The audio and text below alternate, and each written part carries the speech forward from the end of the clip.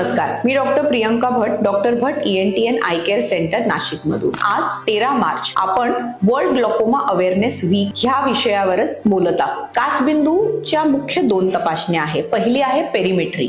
पेरिमेट्री ही जी तपासणी आहे ही आपलं व्हिज्युअल फील्ड जाणून घेण्यात मदत करते। आपली जी नस आहे ती आपल्याला पाहण्यासाठी मदत करते।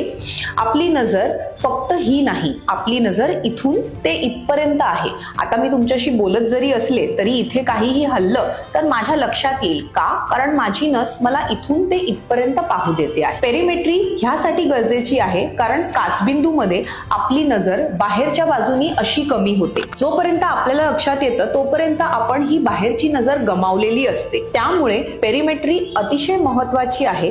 ही आपल्याला आपली नजर वाचवून ठेवण्यात मदत करते। दुसरी तपासणी ओसीटी।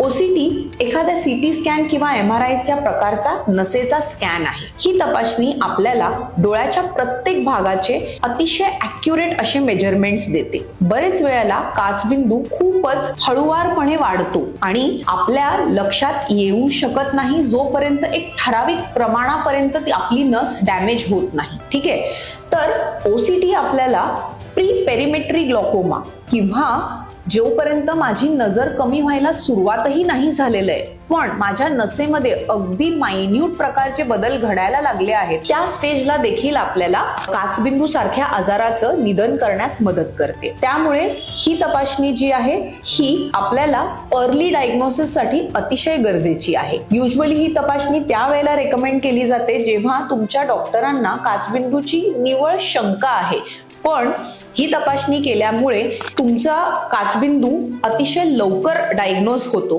त्यामुळे ही तपासणी कधीही तुम्हाला ऍडवाइस केली असेल तर ही नक्की करून घ्या।